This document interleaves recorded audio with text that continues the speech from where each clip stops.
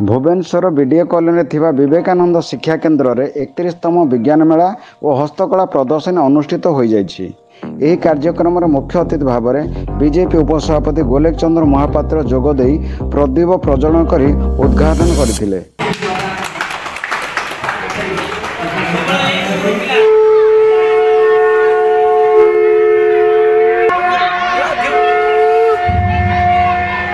अन्य अतिथि मानक मध्य स्कूल उपसभापति मदन मोहन धौल, संपादक अक्षय कुमार त्रिपाठी, प्रधान शिक्षक लोकनाथ प्रहराज एवं पूर्वतन प्रधान शिक्षक गंगाधर महाराणा, शिक्षक अभय कुमार शतपथी जोग देते। मंचासीन होता अतिथि मानक पुष्पगुच्छ प्रदान करा परे विभिन्न प्रदर्शनी बुली देखिथिले। पिलामानक प्रकल्प प्रशंसा करथिले। आगामी दिन में किभली भल वैज्ञानिक भाव परिगणित हो पारे से परामर्श देते मुख्य अतिथि।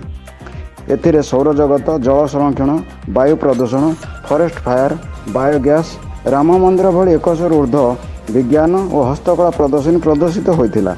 आसतु शुणा कौन कहते अतिथि। देखो ये विवेकानंद शिक्षा केन्द्र तरफ गोटे अभिनव उपाय शिशु दिवस पूर्व दिन में पालन कर किभली भाव विज्ञान उपर निजक प्रस्तुत करेंगे। एवं आप जानते भारत आज पृथ्वी में सब आगे भारत विज्ञान विभिन्न उद्भावन ये स्कूल तरफ जो आयोजन कर बहुत छोट छोट पिला विभिन्न प्रकार नुआ नुआ प्रकल्प कर प्रकल्प को आगामी दिन में भारत वर्षर सेवार लगे आगे दिया स्कूल एक प्रकार उद्यम को मुझे प्रशंसा कर आश्चर्य लगे स्कूल पे बड़ बड़ प्रोजेक्ट कि भाव में निश्चित भाव से उत्कृष्टता अच्छी जब सहयोग करा जाए निश्चित भाव में उद्भावन आविष्कार क्षेत्र में भारत वर्षर पढ़ा कार्य निजक लगे पारे। तो आज विज्ञान मेला स्कूल समस्त धन्यवाद।